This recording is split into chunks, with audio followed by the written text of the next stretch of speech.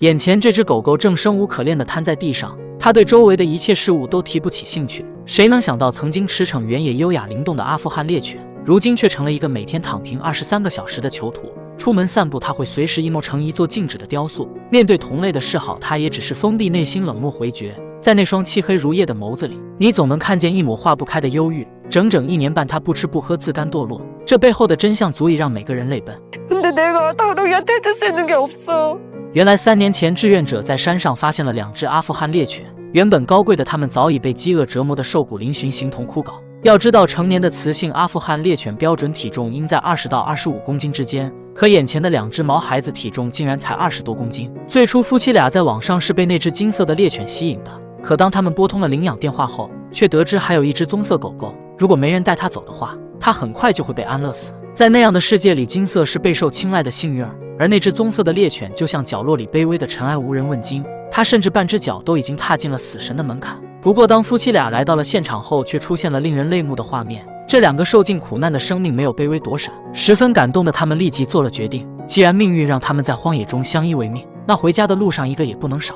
因為2只狗狗長得非常像，而且舌頭上都有個黑點，所以工作人員也不確定它們是否是母女關係。但是被領養後，它們卻像口香糖般粘在一起，形影不離。於是夫妻倆分別也為它們取名叫阿榮和達榮。他們本以為能帶着2只狗狗從此過上幸福生活，但沒想到意外還是無情地降臨了。相處之後，他們發現阿榮經常會空腹嘔吐。一開始他們以為是餓的，就給他餵了狗糧，但沒想到後來又出現了更嚴重的問題。領養不到1周的阿榮被確診為子宮蓄膿和炎症性腸炎，而病魔似乎也沒打算放過這個苦命的孩子。緊接着夫妻倆又在他的乳腺附近發現了腫塊，在檢查後最終被確診為乳腺腫瘤。還沒等他們喘口氣，他頸部的惡性腫瘤又接踵而至。這接二連三的噩耗如一道道催命符，把阿榮推向了懸崖邊緣。當病危通知書下達時，他的血管已經不斷破裂，根本無法止血。醫生不得不給出了帶他回家或者在醫院安樂死的建議。看着阿榮痛苦的模樣，夫妻倆心如刀絞。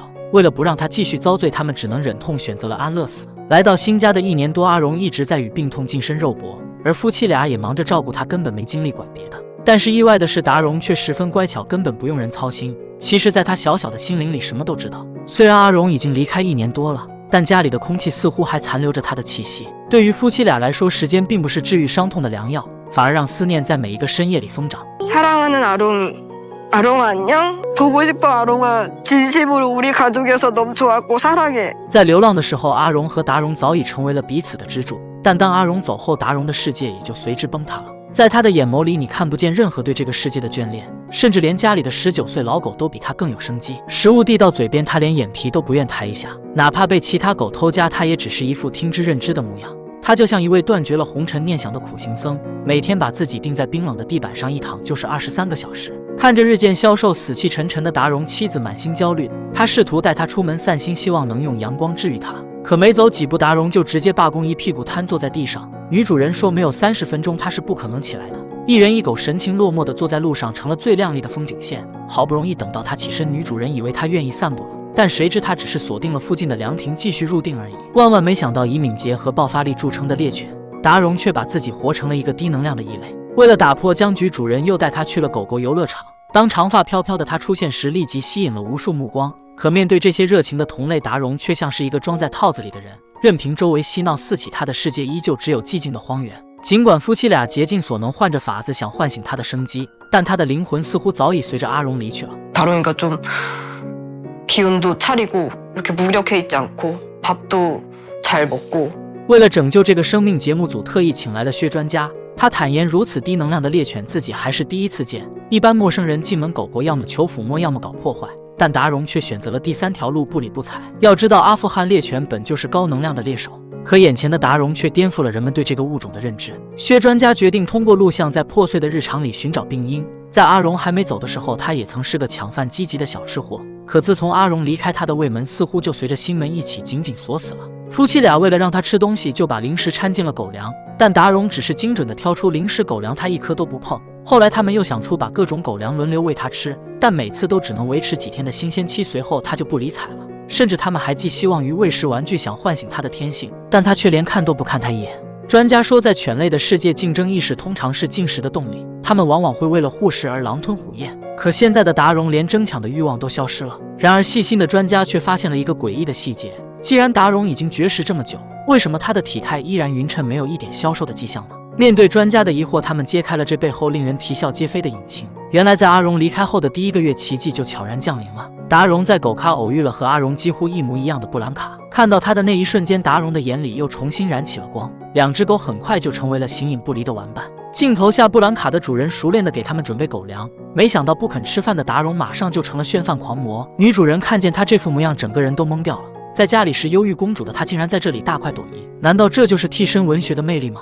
為了守護這份失而復得的生機，夫妻倆開始了一場瘋狂的奔赴。他們每周往返6次，橫跨仁川和新靈洞，只為驅車3小時讓達榮吃上一口飯。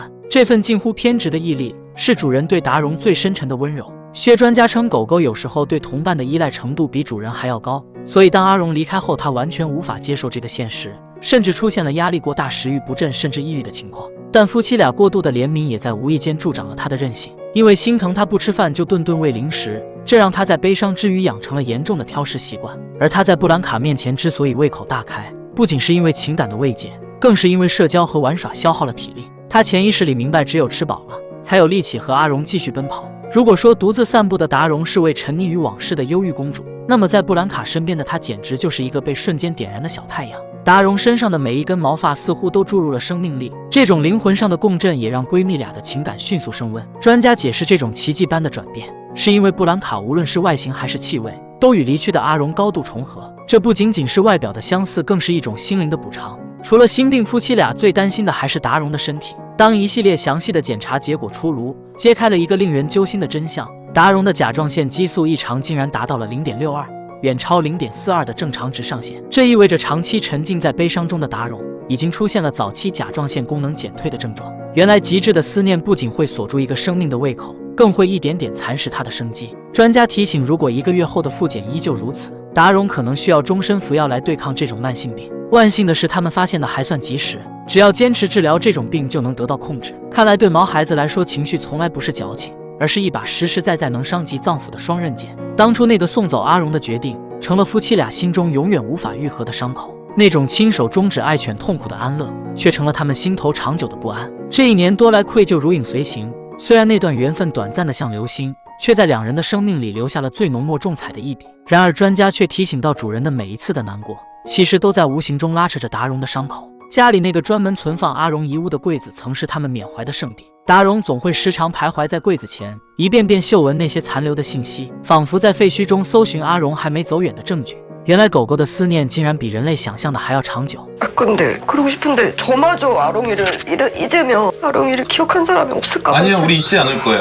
為了讓達榮走出陰霾，他最終忍痛聽從了建議，開始着手整理遺物。儘管這對感性的他來說無異於剜心之痛，但他明白現在真到了要和阿榮說再見的時候了。 아롱아, 이제 너 엄마가 너 멀리하는 게 아니고 엄마도 여기 좋으신 분들이랑 노력할게. 많이 응원해줘, 아롱아. 隨着心結的鬆動，解決達榮的絕食危機終於提上了日程。薛專家一針見血地指出，長期只靠零食吊着命，不僅會蠶食他的健康，更會導致他的牙齦退化。所謂的悲傷，有時也成了挑食最完美的掩護。為了打破僵局，專家帶來了一份特制的康復菜單，他將香脆的凍乾與狗糧混合在了一起。原本女主人以為又是一場漫長的拉鋸戰，可沒想到嗅到香味的阿榮立刻站了起來。